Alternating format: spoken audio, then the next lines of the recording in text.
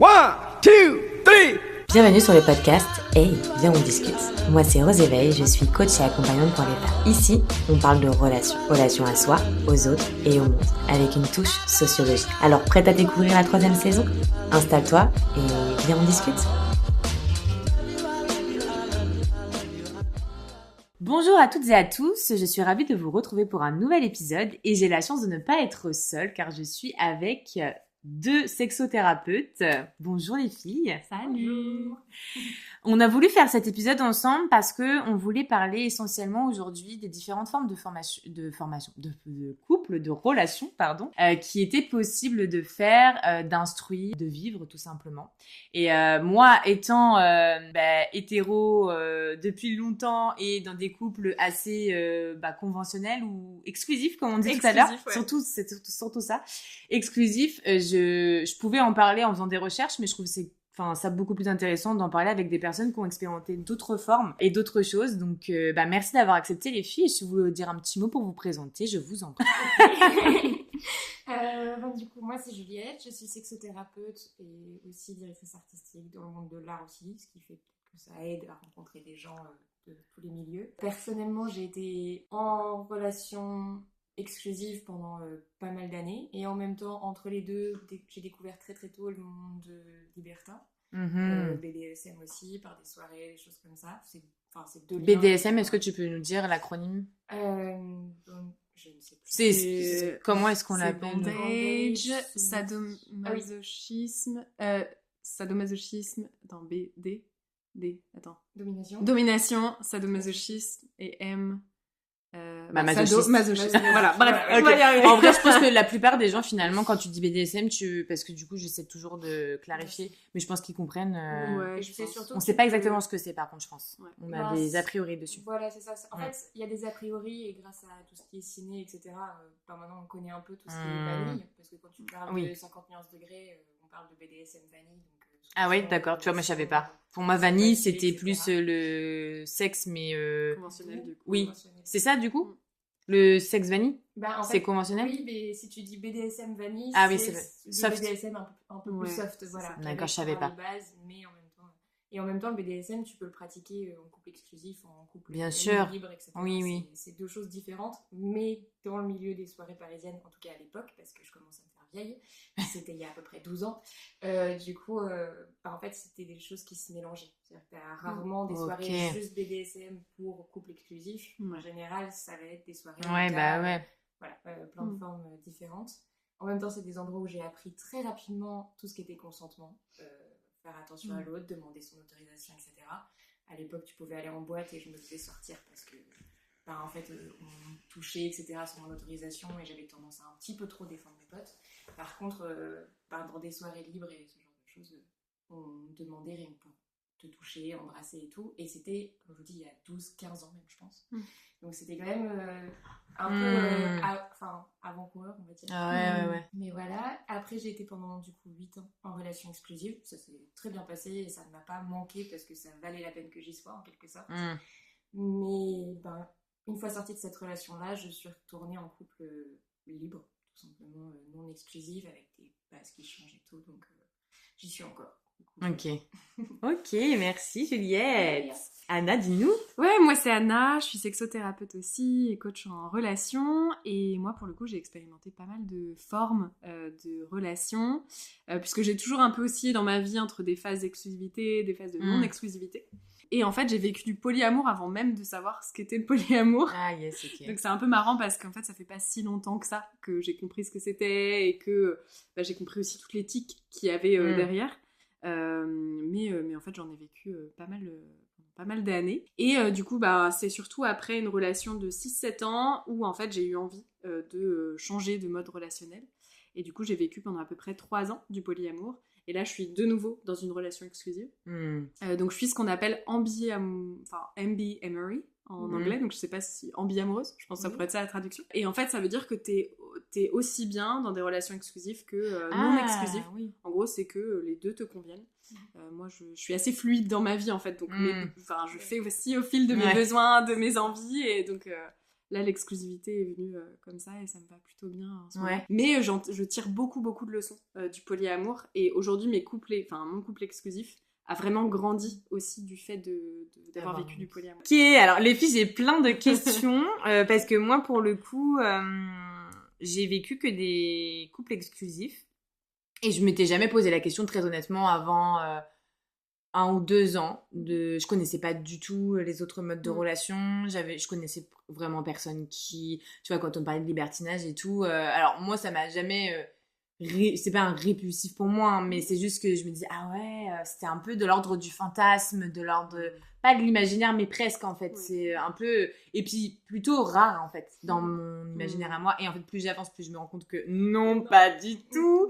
Mais du coup, moi, j'ai jamais côtoyé de près ces milieux-là. Donc, je sais pas trop quels sont les codes. Finalement, je pense que je suis moins bien, entre guillemets, éduquée sur les codes, sur même le consentement que, par exemple, peut-être vous qui ont pu côtoyer ce genre de milieu. Et ça, je pense que c'est important qu'on en parle parce que tu l'as dit et les gens, quand on parle, enfin, je dis les gens, je fais une généralité, mais en tout cas, beaucoup de personnes que moi j'ai côtoyées, je parle de ma réalité, et moi-même la première avant, pense que c'est un peu la jungle en fait, ces endroits-là. C'est un peu vous savez comment je sais plus, je perds mon mot, mais la débauche, voilà. C'est un peu des endroits de débauche, limite c'est là où on vient exulter toutes nos pulsions et vous voyez, c'est un peu ça. Alors qu'en fait, plus je m'y suis intéressée, parce que du coup j'ai écouté plein de podcasts, j'ai lu des livres et tout, parce que je voulais comprendre, même si pour le coup, sans l'avoir vécu, c'est peut-être différent. J'ai compris que c'était l'inverse, même d'ailleurs le monde du BDSM, j'ai compris que c'était l'inverse et que je me suis dit, mais en fait c'est peut-être bien plus sain parfois,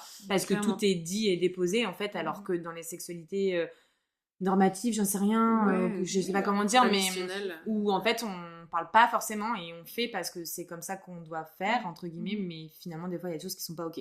Donc ça je l'ai compris avec le temps, mais j'avais trop envie d'en parler avec vous parce que vous avez vraiment vécu et que c'est cool qu'on puisse en parler. Et avant ça, je voulais juste poser des bases, alors sans rentrer dans des définitions vraiment conventionnelles, parce que j'ai cru comprendre qu'on pouvait pas, il y a des cadres différents dans le polyamour, dans la relation libre, etc.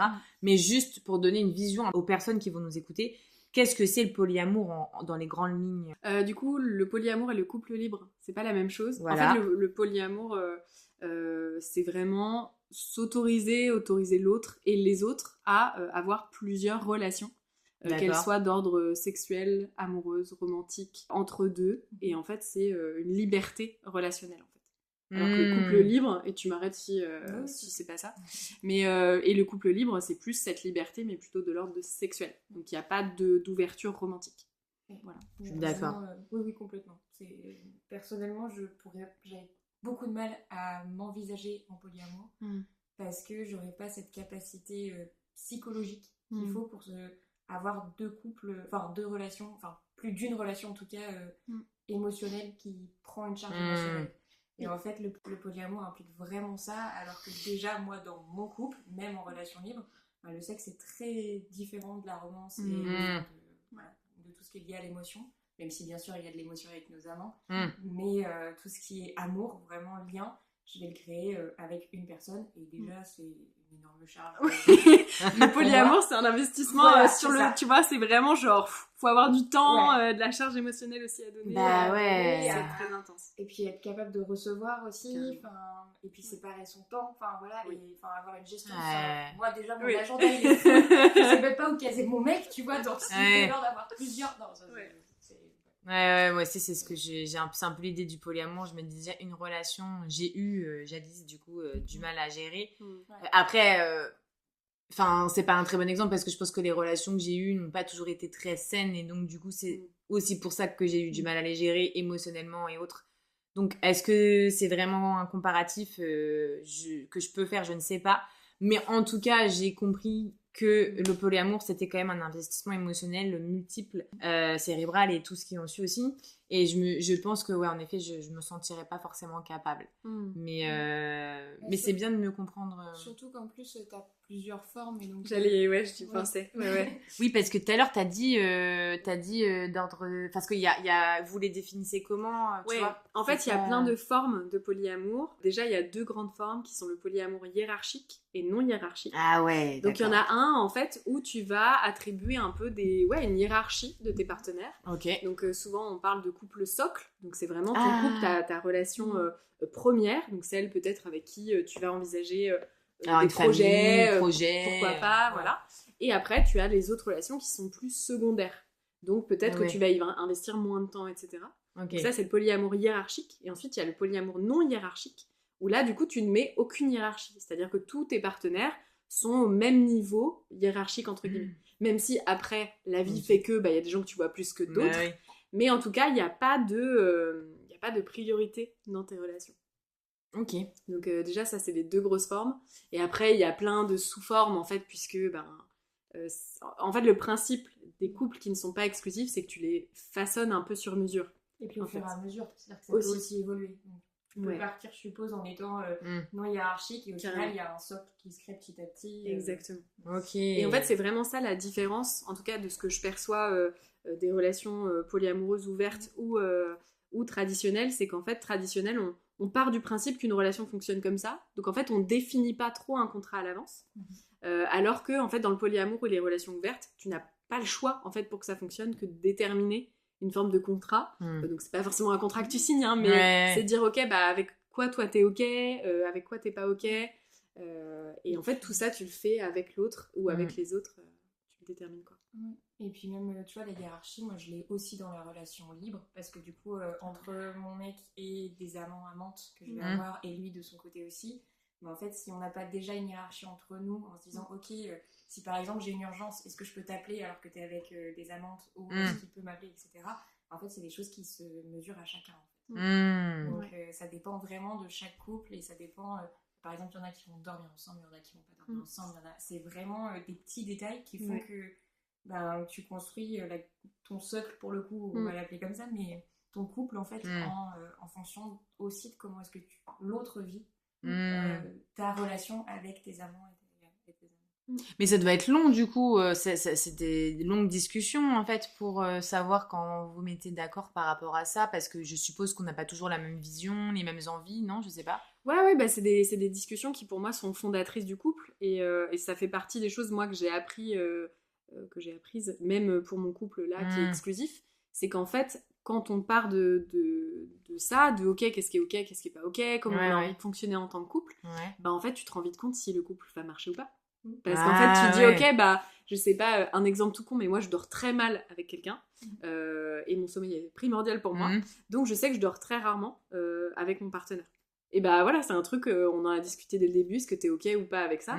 Si la personne n'est pas ok avec ça, déjà, il y a un sujet qui va être tendu. Et je préfère m'en rendre compte dès le début de la relation qu'au bout d'un an où, en fait, tu dis, ah putain, j'avais pas remarqué ce truc. Donc, en fait, c'est des discussions qui sont, certes préliminaires, mais qui sont fondatrices. Et en même temps, même sans aller jusqu'à dormir, quand tu regardes des couples, même exclusifs ou non, tu te poses des questions de protection, tu poses des questions de, tu vois, comme on disait, de consentement, mais aussi de ce que t'aimes, de ce que t'aimes pas.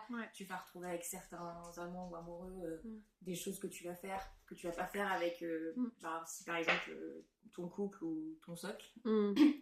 Et du coup, en fait, c'est super intéressant parce que, en fait, je me rends compte encore plus avec la sexothérapie et mes patients, les couples qui viennent me voir, que la plupart des couples traditionnels n'ont absolument pas ce genre de discussion. Et par exemple, ils peuvent avoir passé 10, 20 ans sans savoir, par exemple, que leur partenaire ne prenait pas de plaisir.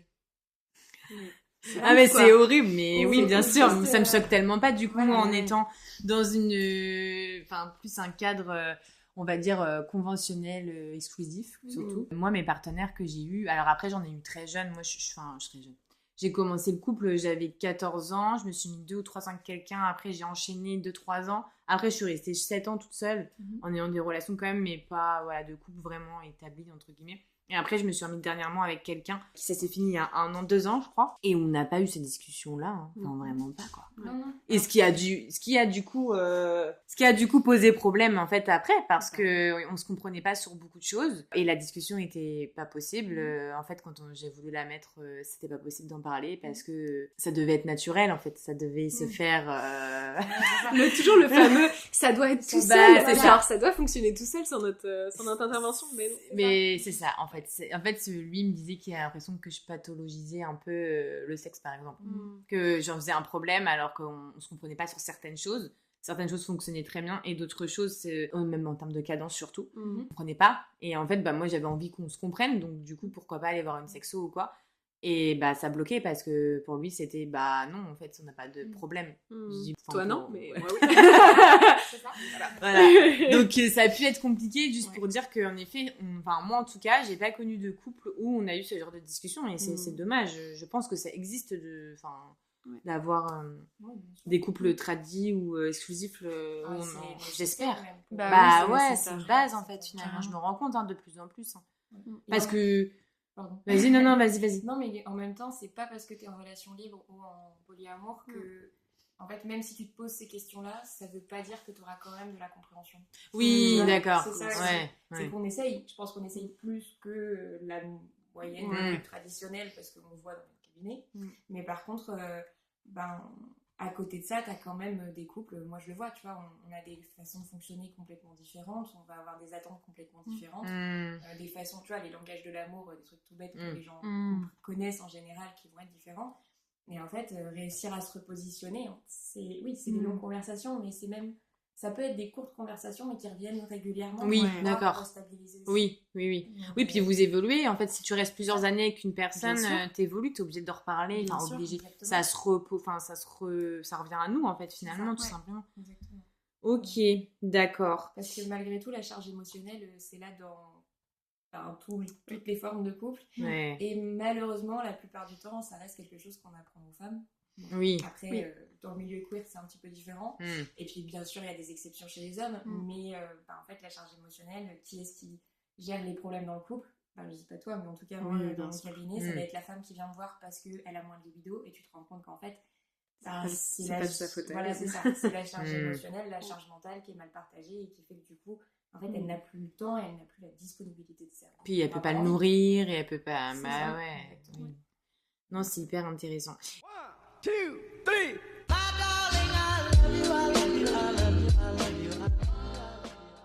Et du coup, comment c'est venu? Parce que là, je trouve qu'on est quand même dans une génération où on en parle, on sait que ça existe, on peut s'y tourner, on peut se documenter. Mais franchement, on a à peu près le même âge, toutes les trois.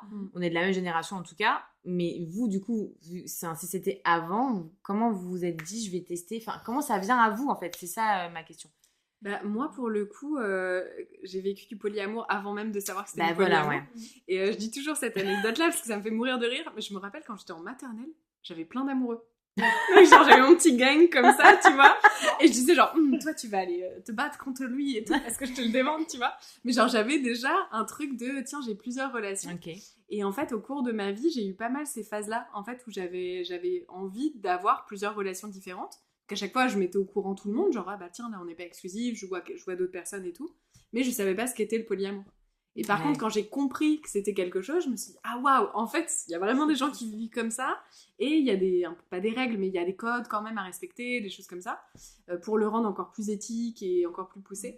Et moi, je m'en suis rendu compte, en fait, en sortie de ma relation de 6-7 ans, qui a été assez compliquée, et en fait, je pense que j'avais envie d'autre chose. Et elle était exclusive, celle de 6-7 ans, du coup. Ouais. Et après, t'es sortie, t'as eu envie d'autre chose. Exactement. D'accord. Et t'es passée sur du polyamour. C'est ça. Mais du coup, parce que c'est pareil, tu vois, je me pose la question, quand tu dates, quand tu mets, t'es obligé. Oui, tu le mets, bien sûr. T'es obligé parce que faut que l'autre personne soit ouverte. Complètement. Bien sûr. Mais tu sais, c'est le même principe que, encore une fois, le consentement est quelque chose de consenti. En fait, t'es censé avoir tout le cadre. Donc, à quel point, par exemple, quelqu'un qui est trompé est consentante à 100% quand elle a des rapports avec cette personne, en fait, au final, pas forcément, parce qu'elle n'est pas consciente du fait que l'autre personne voit quelqu'un d'autre. Donc il y a toute cette question-là aussi de cadrage, de règles, qui devraient être au final un peu moins... on n'aurait pas toutes ces traditions, ça serait peut-être plus facile au final. Oui, de toute façon... On l'a compris comme quelque chose de horrible, que personne ne fait, alors que c'est quand même très très très très pratiqué. Et du coup, c'est vrai que les autres formes de couple permettent au moins une discussion un peu plus poussée là-dessus. Quoi. Donc, moi, je reste quand même si j'ai pas vécu d'autres sortes de formations. Pourquoi je sais pas, formation, c'est une formation le couple en même temps, c'est la une relation formation de 2 personnes ou plus. C'est ça. Mais j'ai pas testé d'autres formes de relations, mais je reste persuadée que le fait de nous imposer un modèle fait qu'aujourd'hui on a tant de problèmes relationnels dans nos couples ou dans nos unions, peu importe comment on l'appelle, parce que je pense que cette forme d'exclusivité convient à certaines personnes et pas pas toute leur vie. Peut-être, comme tu disais tout à l'heure, t'as des moments où t'as envie d'être dans un couple et t'es plus dans l'exclusivité et avec la personne avec ça dépend aussi de la personne que t'as en face de toi. En fait, il y a tellement de facteurs qui font que, mais je pense que c'est une vraie connerie de nous avoir fait croire qu'en fait, il n'y avait qu'une seule façon de faire, qu'une seule façon de s'unir, parce que ça a créé vraiment des gros des drames. Ouais, merci Disney, merci patriarcat en vrai, merci les religions, merci. Enfin, moi, c'est le capitalisme, surtout, le capitalisme. Ça vient de là à la base. Les mariages et tout. Mais surtout, en fait, ce qui est assez intéressant, et c'est là où la discussion est vraiment intéressante, c'est que exclusif pour l'un veut pas dire exclusif pour l'autre. Tu vois, par exemple, moi, je sais que je suis très très proche de mes amis. Genre, je suis très tactile avec mes amis, je fais des dates avec mes amis, genre, je passe énormément de temps avec eux. Pour moi, c'est une relation à part entière qui est extrêmement importante dans ma vie. Pour certaines personnes, dans un couple exclusif, ça ne serait pas acceptable. Et ça serait limite de la tromperie, tu vois. Alors que, oui, c'est vrai. Tu vois, rien de sexuel. J'ai rien de sexuel. Mais il y a une dévotion émotionnelle à mes amitiés qui est très forte, tu vois. Donc pour certaines personnes, ça serait pas exclusif. Donc c'est pour ça aussi que la discussion, elle est ultra importante. Qu'est-ce qui est exclusif pour l'un, qu'est-ce qui est exclusif pour l'autre, qu'est-ce qui l'est pas. Tu vois, moi, il y a pas longtemps, je discutais avec un potentiel amant certainement bien arrivé. Et en fait, c'est les premières choses que je pose. C'est dire en fait, en plus, j'ai beaucoup d'amis de plein de sexes différents. Et du coup, il y a des soirées que je passe à faire des jeux de rôle avec des potes mecs et je suis la seule nana. Il y a des soirées que je passe à aller dormir chez mon meilleur ami parce que du coup, on regarde des films et il est part tard jusqu'à 4h du mat et je vais pas rentrer, en fait, c'est stupide. Et pareil, j'ai des amis qui m'appellent du jour au lendemain en me disant « Ok, là, j'ai besoin de toi ». Mais je lâche tout et je viens, en fait. Et pour moi, c'est vrai que j'en ai pas énormément, mais ceux qui comptent, ils savent que je suis là et je peux complètement lâcher un truc qui pourrait sembler important. Par exemple, il y a une Saint-Valentin, un truc comme ça. Pour les couples traditionnels, ça peut être quelque chose de très important. Sauf que moi, il y a mon meilleur ami qui fête son anniversaire. En fait, pas de Saint-Valentin. C'est pas grave. En fait, c'est un autre choix. Donc, clairement, je pense qu'il y a aussi la valeur des autres amours. En fait. C'est ça. Ça remet en place, en fait, la façon dont tu peux aimer... mais de toutes les façons, je veux dire, pas que le couple, en fait, en même temps, ça va avec l'exclusivité. L'exclusivité induit, si on part du principe que c'est l'exclusivité qu'on nous a toujours montré et qui est un peu aussi avec le schéma traditionnel de on se rencontre, on se marie, on fait des enfants et on a la maison aussi un peu avant. En fait, il y a tellement de projets faits avec une seule personne, tellement de charges mises sur le couple que t'as pas le temps. En fait, quand tu parles avec des personnes qui vivent ça, tu te rends compte qu'elles n'ont pas le temps. Je parle beaucoup de femmes parce que je parle plus avec des femmes. Mais elles n'ont pas le temps de faire autre chose. Elles n'ont pas autant de temps que nous, vu qu'on est à repenser, à donner à nos amis, à leurs amis et tout.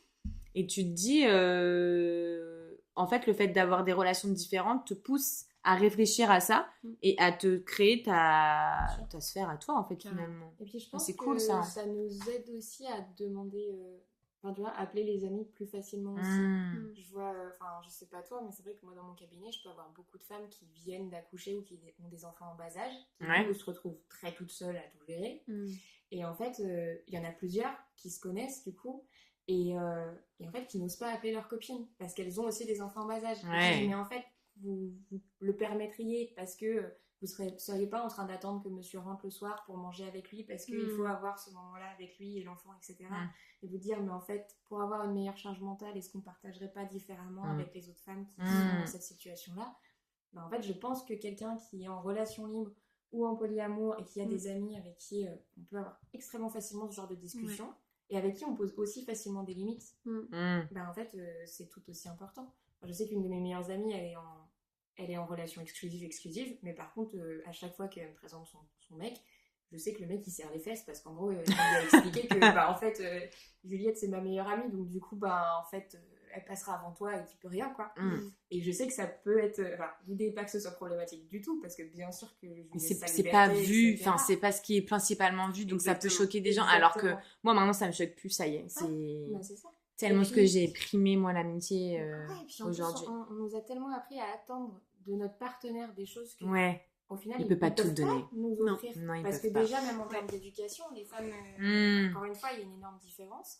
Et c'est vrai qu'on va attendre de nos partenaires, et puis je parle notamment des hommes cisgenres, mais qui va nous offrir des fleurs, qui sait nos couleurs préférées. Nous écouter quand on a envie de chouiner. Alors que clairement, ils peuvent pas. C'est pas possible. Enfin, je veux dire, il y a pas longtemps, j'étais à l'hôpital pas longtemps, quoi. C'était assez grave, mais c'est pas grave. Enfin, ça a été très bien géré.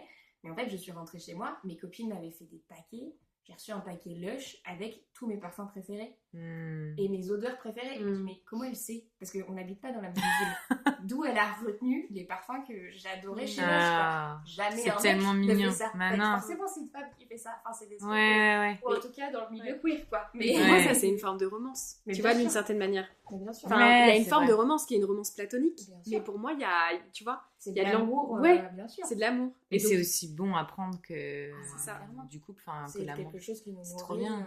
Et donc c'est pour ça, quand tu réfléchis un peu à la pluralité de tes relations, en fait, la romance et le couple, en fait, il est tellement démystifié parce qu'en fait, t'as d'autres romances aussi à côté quand t'as des amitiés comme ça qui sont très fortes, très fusionnelles. En fait, du coup, l'exclusivité, elle veut dire quoi, tu vois? En fait, c'est que du sexe. Ça donne de la philo, préparez-vous, sortez vos carnets. Non, mais c'est ça. Clairement des questions qui, de toute façon, en ce moment, j'y réfléchis beaucoup et à chaque fois, je le dis. Pour moi, on devrait avoir de la philo, je l'ai dit dans le podcast juste avant, on devrait avoir de la philo qui nous pousse à réfléchir à ce genre de choses dès la première limite, tu vois. À réfléchir pour déjà développer un libre arbitre, une propre façon de penser et de voir les choses, parce que là, en fait, on fait le contraire. On nous met dans un moule, ah non, ça, faut pas faire ça parce que c'est pas bien, ou c'est pas si... Et en fait, encore une fois, qu'est-ce qui est fondé sur le bien et le mal, etc., etc. En fait, après, ça dépend de tellement de vision et de perception. Mais en effet, je suis carrément d'accord. Qu'est-ce que ça... Moi, là, quand je vous entends parler, et c'est pour ça que ça m'attire autant, parce que j'ai ce truc de vouloir réfléchir aux choses et d'y donner du sens, mon sens à moi, tu vois. Et aujourd'hui, j'avoue que quand je vois comment mes relations se sont passées, mais encore une fois, ce que je disais en off, c'est qu'elles n'ont pas toujours été très saines. Et donc, du coup, c'est peut-être aussi pour ça que je me suis pas retrouvée toujours bien. Mais le truc, c'est que je me dis, en fait, j'aimerais potentiellement tester d'autres formes de relations. Parce que j'ai envie de voir ce que ça m'apporte, est-ce que je m'y retrouverais mieux. Et en même temps, j'ai toujours tellement été dans l'exclusivité et ma personnalité. Genre, par exemple, moi, je sais que tout ce qui est loyauté... Alors, vous allez me dire qu'on n'a pas... je sais ce que vous allez me dire. Mais moi, par exemple, je suis quelqu'un qui est loyal, mais je pense que je le suis plus aux autres qu'à moi-même. Donc, du coup, ça, c'est un problème. Et que je me dis que je pourrais... Si j'étais dans une relation libre, par exemple, quel intérêt j'aurais, parce que une fois que je suis avec quelqu'un, j'ai l'impression que j'ai tout, enfin, entre guillemets, hein. En tout cas, j'ai l'impression que je serais déloyale si j'irais voir quelqu'un d'autre, imaginons juste pour du charnel, du coup, si on parle de relation. Pour l'amour, je sais que je n'aurais pas les épaules, tu vois, en tout cas aujourd'hui. Mais du coup, j'ai ce truc, j'ai envie d'aller vers autre chose, j'aspire à autre chose, et en même temps, je me dis, qu'est-ce que ça m'apporterait foncièrement? En fait, c'est ça, voilà, la dualité que j'ai. Je pense que ce que ça apporte, c'est un gros sentiment de liberté aussi. Oui, mais c'est qu'en fait, combien de fois dans ta vie, et je sais pas si ça t'est déjà arrivé quand t'étais en couple exclusif, mais en fait, d'un coup, à une soirée, il y a un crush, quoi. Parce que ça arrive, et il y a un crush, et il y a une personne avec qui t'as, je sais pas, une connexion de malade mentale, et tu dis, en fait, non, parce que tu peux pas, parce que c'est pas dans tes règles de couple. Et en fait, effectivement, quand t'es dans un couple libre, ou polyamour, en fait tu peux aller expérimenter ce que pourrait t'apporter cette relation, ce qu'elle pourrait te faire vivre, tout en gardant en fait tes relations actuelles.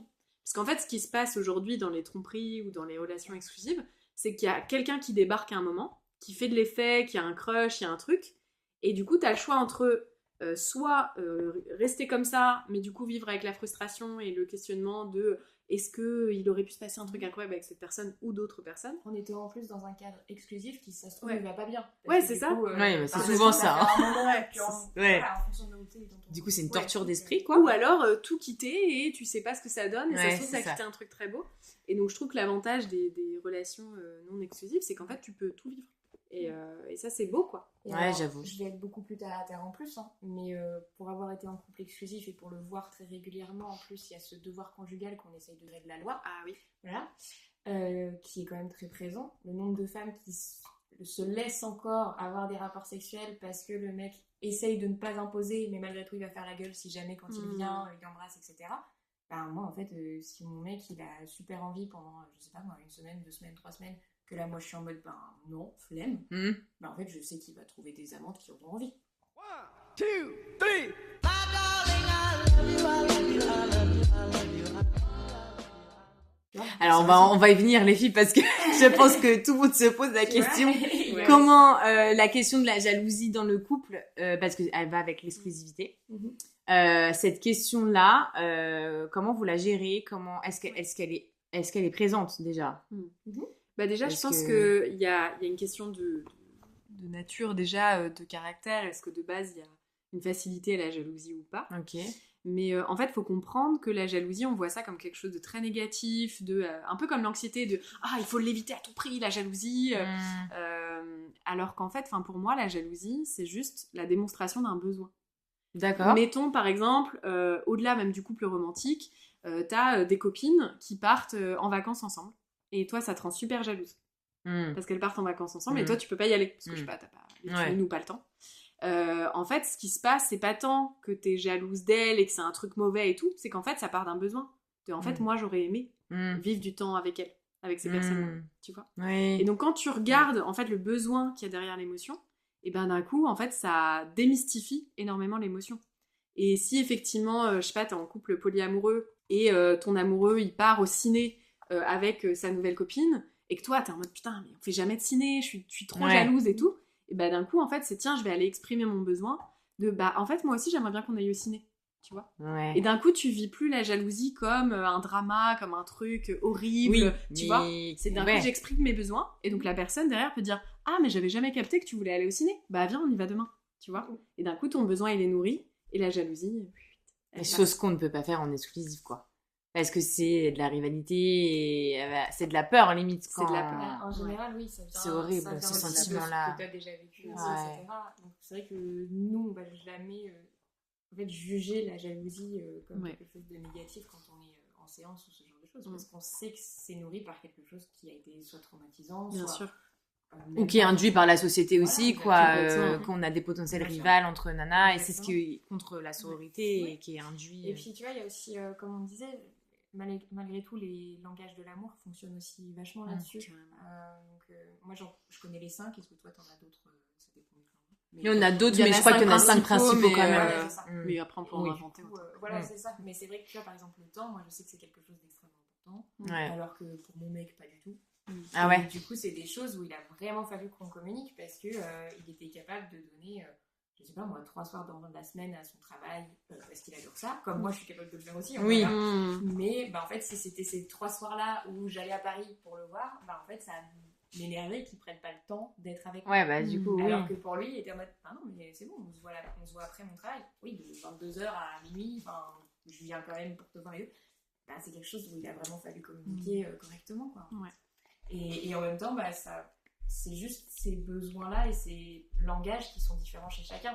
Par exemple, je suis pas du tout tactile et je suis nulle pour faire des démonstrations d'amour, dire aux gens que je les aime, etc. Alors que mon mec, c'est exactement ce dont il a besoin. Donc du coup, pareil, lui, il y a des fois, il me disait, c'est bizarre parce que t'es capable de prendre tel ou tel pote dans les bras, moi, t'es pas là, ou alors, tu me dis pas si je suis beau, si je t'ai... Voilà. Et en fait, du coup, maintenant, c'est des choses que je fais, et si j'y pense pas, je me suis même mis des alarmes. Oh, c'est trop mignon. Parce que du coup, c'est des trucs qui vont jamais popper dans ma tête, tu vois.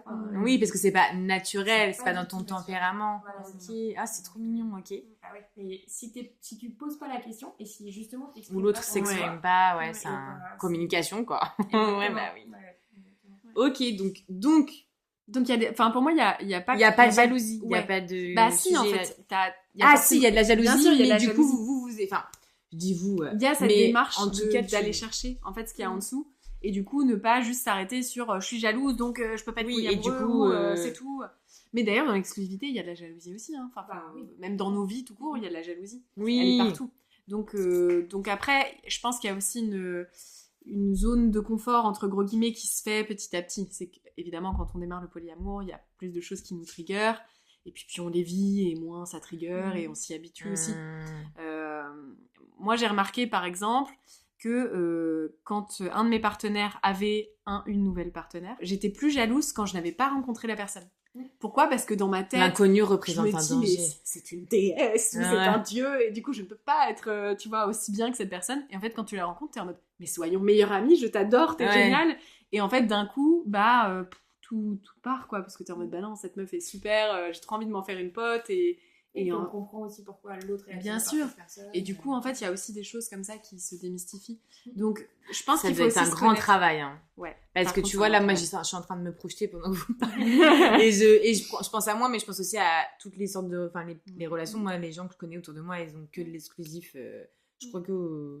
Ouais, je crois qu'ils ont que de l'exclusif. Et du coup, j'essaie de penser à ce qu'elles peuvent me raconter ou ce que moi, j'ai pu vivre. Et je me dis, mais... Enfin, on aurait vraiment énormément... Alors, ça veut pas dire que c'est impossible. Il faut en avoir envie. Moi, la plupart des gens à qui j'en parle, elles sont en mode... non. C'est surtout qu'il ne faut pas que ce soit imposé. Oui, Enfin, ah bah tu vois, non. c'est vrai que, comme on disait, il n'y a pas de jalousie, mais en même temps, Ouais. si la jalousie, elle finit par enfermer, elle finit par poser des limites que toi, tu ne veux pas, bah, en fait, il faut vraiment poser des questions aussi et faire très très attention parce que autant, encore plus, je pense que les relations libres et le polyamour, ça peut permettre des libertés et avoir des apports assez incroyables, même en termes de rencontres, en termes de décision, de rythme de vie, vraiment se permettre d'adapter ses relations à soi-même. Autant ça peut aussi pour d'autres personnes ne pas du tout leur aller et faire en fait libérer des traumas. Ouais, c'est ça. Faire découvrir des choses qui étaient enfouies et tout, et ça peut vraiment poser des questions. Donc c'est aussi faire très très attention à soi et ne pas accepter des choses qu'en fait on sent comme étant est-ce que je suis à l'aise, est-ce que je suis pas à l'aise dans ça, est-ce que je sens que mon cœur palpite, je sens que mon corps est tendu quand on parle de telle ou telle chose, est-ce que je le vis bien, est-ce que je le vis mal. En fait, juste ça, on s'en fiche du regard des autres, c'est vraiment comment est-ce que toi tu le vis, pourquoi est-ce que tu le vis. Ça se trouve en effet c'est de la jalousie qui peut être traitée, dont on peut discuter, etc. Mais ça se trouve c'est quelque chose que tu vivras mal et voilà. Ouais. Donc, moi par exemple quand je me suis mis avec mon mec actuel, on était en exclusif dès le départ, en non exclusif pardon, dès le départ. On avait même commencé à avoir des relations à plusieurs, etc., sexuelles, etc. Et pour le coup, on n'avait jamais, et je crois pas qu'on ait, non, on n'a toujours pas eu d'ailleurs, de relations avec d'autres hommes de relations sexuelles avec d'autres hommes. Moi, j'en ai de mon côté. Lui, il a pu avoir des relations sexuelles avec d'autres femmes, plusieurs d'autres femmes, et nous ensemble aussi, on a plusieurs amantes et tout. Et puis, il y en a plein qui sont devenues des très très bonnes potes, enfin voilà, pareil quoi. Mais par contre, il ne voulait pas savoir au début de notre relation quand je voyais d'autres hommes. Oui, parce que ça, c'est pareil. Il y a différence là-dessus. Il y en a qui veulent savoir et... Exactement. Voilà. Et ouais, parce qu'il faut être raccord là-dessus aussi, quoi. Exactement. Alors que moi, je suis plus comme toi. J'ai pas besoin de rencontrer forcément la personne, mais j'ai besoin de savoir. Quand la personne, tout simplement pour pas... J'ai très très peur de déranger, déjà. Donc quand je sais que mon mec va être avec une amante, je me dis, mais j'ai pas envie de péter leur bulle. Et si l'amante, là, elle a besoin d'un moment, d'une soirée où elle va être trop bien avec lui... et que lui, il a besoin de souffler et juste de pas penser à notre couple. C'est tellement...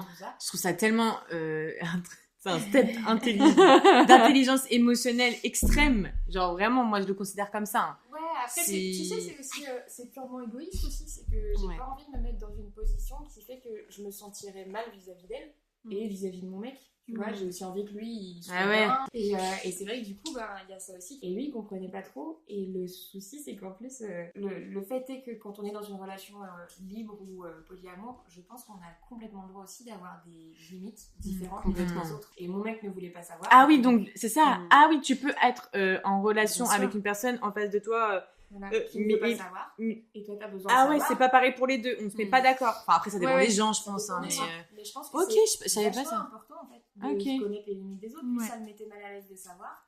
Moi, ça m'a posé 2-3 soucis de, comme j'aime pas mentir, il fallait que je m'organise pour voir mes amants quand lui voyait ses amantes. Comme ça, je savais qu'il allait pas me poser de questions et voilà.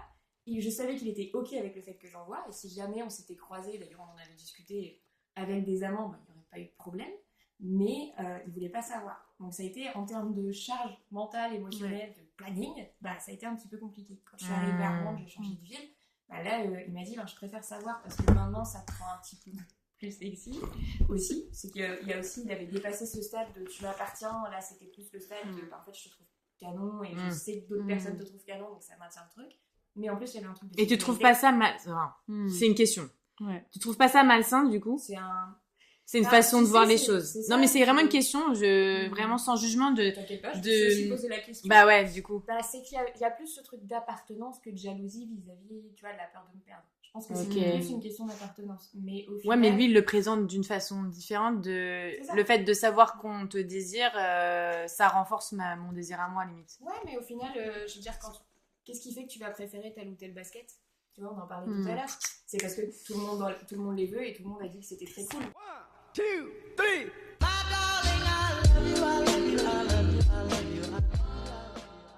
Et du coup, oui, ok. Donc, c'est toute... ouais, c'est un peu une gymnastique du cerveau, en vrai. Ça peut vraiment changer. C'est-à-dire que, tu vois, au départ, c'était comme ça. Maintenant, il veut savoir. Et puis, niveau sécurité, c'était cool parce que je connaissais oui, il y a ça avant. aussi, Ouais, bien sûr. Et puis, tu vois, maintenant, au départ, on dormait pas avec les gens qu'on voyait parce que pour nous, c'est extrêmement intime que tu dormes avec quelqu'un. Et puis, moi, je suis un peu comme toi. J'aime pas dormir avec les gens. Donc, à part mon mec, quand je vais chez lui, non. Mais, tu vois, on faisait pas d'autres sorties non plus. Parce que d'accord. Voilà, pour moi, par exemple, c'était vraiment que sexuel. Voilà, c'est ça. Oui. C'était sexuel, ça pouvait être on mange ensemble, on dîne ensemble, on se fait un resto, puis après on se boit un verre, mais après on a un rapport sexuel, pour induire, pour pas faire juste. Il n'y a pas de rapport. Enfin, ça peut être juste des câlins parce qu'on a pas bougé, voilà. Mais parce que je considère pas non plus que les rapports sexuels sont que de la pénétration. Oui, bien sûr. Ça peut être juste des massages, papoter. Voilà, ça devient des amis forcément à force quand en plus c'est des amants réguliers, ce qui est souvent le cas. Mais c'est vrai que maintenant, on a changé ça. Comme on vit dans des villes séparées, c'est vraiment pas pratique de se dire en fait je vais pas aller au ciné avec mes amants et puis lui il va pas aller à telle soirée, à tel vernissage. Avec des amantes parce que il aurait pu le faire avec moi, sauf que c'est une soirée que j'aurais pas eu de libre, donc ça veut dire qu'il ne va pas. Voilà, oui, il pourrait le faire avec des amis, mais pour le coup, il a pas du tout cette notion d'amitié comme nous on peut l'avoir par exemple. Il a 1 ou 2 potes avec qui il fait des trucs, mais c'est rare, et puis c'est des gens qui sont occupés, donc ça va être plus facile de le faire avec des amantes avec qui il sait qu'il peut finir la soirée tranquille. Donc ça évolue en fait, ça évolue perpétuellement et c'est ok. Si par exemple un jour, tout d'un coup, je voudrais des enfants, ce qui n'est pas le cas, mais je pense que je ne me verrais pas forcément, en tout cas le temps de la conception, être en relation libre dans ce moment-là. Parce que tout simplement... Mais c'est pas figé, c'est pas... Voilà, c'est ça. Et je pense que c'est ça qui est important, c'est que dans tous les cas, la communication, c'est extrêmement nécessaire, rechanger les lignes. Et en fait, même les couples exclusifs devraient pouvoir le faire, que ce soit pas forcément vis-à-vis des autres relations, mais enfin si, par rapport à l'amitié aussi, mais par rapport aussi à est-ce que telle soirée, telle soirée j'ai envie de la passer avec mon mec, mais lui il a envie d'avoir au moins un soir par semaine avec ses amis, c'est ok, tu vois, c'est des choses à discuter perpétuellement, quoi. D'accord, c'est très intéressant, on pourrait en parler des heures. J'avais encore une dernière question peut-être pour clôturer, parce que je pense que c'est aussi une question qu'on se pose quand on a eu que de l'exclusif. C'est comment tu sais que... Enfin, moi, j'ai mon idée. J'ai mon idée, parce que j'ai déjà réfléchi, mais en même temps, je ne l'ai pas vécu. Donc, en vrai, c'est encore une fois une idée. Comment tu sais que tu restes... parce que c'est aussi le problème, celle qu'il ou qu'elle choisit, en fait. Vous voyez ce que je veux dire? Comment vous faites pour gérer cette peur de se dire... en fait, s'il rencontre quelqu'un d'autre à tout moment, il se barre, même si c'est la même chose quand t'es en exclusif. Moi, c'est ce que je me dis, mais je pense qu'à chaque fois que j'en parle avec d'autres personnes, ils me disent, mais comment tu fais pour te dire que, en fait, il est sécurisé avec toi et que il t'aime autant et tout, tu vois? En fait, pour moi, il y a un peu le truc de, dans le polyamour en tout cas, vu que tu es là par choix, parce que t'es pas là par dépit, parce que t'es pas soit l'un soit l'autre, c'est qu'en fait, si la personne revient, c'est qu'elle a envie d'être là. C'est qu'elle a envie d'être là. Donc, c'est une preuve. Après, peut-être que ton langage de l'amour fait que tu as besoin de plus de preuves et d'être plus sécurisé. Et c'est entre guillemets un sujet du couple en tant que tel. Ouais. Mais globalement, si la personne est là, c'est qu'elle a envie d'être là. Et justement, t'as pas ce choix. Et je trouve ça presque plus insécurisant dans un couple exclusif. Parce qu'en fait, tu te dis, si la personne a un crush, elle peut se barrer du jour au lendemain. Tu vois ? Parce qu'en fait, elle a envie de tester Ouais. ce crush. Qui, Alors que, il va attendre d'avoir un crush pour se barrer. Ben ouais. Histoire d'être en sécurité. en fait, dans une relation polyamour, bah, en fait, ou même couple libre, c'est genre, bah, la personne a un crush, bah, vas-y, go. De toute façon, elle est enfin, tu vois, Et en il y a plus- aucune raison de me quitter. Et en plus, Tu vois. normalement, bah, Ouais. les amants sont au courant. Donc, enfin, les Bien amants sûr. amoureux sont au Ouais. courant. Donc, normalement, ils respectent aussi ton couple. Ben oui, Enfin, c'est- complètement. Si tu restes dans un truc simple, parce qu'on n'a pas eu le temps d'en parler, mais on fera peut-être une V2. Ouais. D'ailleurs, une V2 avec peut-être potentiellement, si vous écoutez cet épisode et que vous avez des questions, Carrément. parce que je pense que ça va générer des questions pour les Ouais. personnes qui ont envie d'en savoir plus ou qui se posent des questions pour eux-mêmes. Ouais. Bah, posez-les et comme ça on pourra vous répondre, enfin surtout vous, mais on pourra en parler aussi parce que moi je représente un peu l'exclusivité toujours vécue, mais en même temps ça m'intéresse trop et c'est la réponse, enfin ce que tu as partagé quand j'ai posé la question, et comment vous faites pour savoir, moi c'est ce que je pense aussi et c'est que dans ma tête, hein. Je l'ai pas vécu, mais je me dis, bah en fait je trouve ça encore plus beau une personne qui choisit Bah de ouais. rester en couple avec toi alors que du coup il a multiples autres choix finalement que du coup d'être avec une personne. Alors après bien sûr il y a des gens en couple exclusif qui sont très heureux et qui se Bien posent pas la sûr. question. Ça c'est pas le sujet hein. Bien sûr. Mais en tout cas pour des exclusifs qui justement humainement ont déjà eu des crushs ou ont envie d'aller ont été attirés par une autre personne et ça je trouve ça tellement humain en vrai quand Mais tu y oui. réfléchis. Se bride de par les conventions, de par le fait que on n'a pas le droit, etc. Et donc du coup, on ne reste pas totalement par choix. Alors par choix, mais résignation, on va dire Ouais, plutôt. c'est ça. Ouais, ok.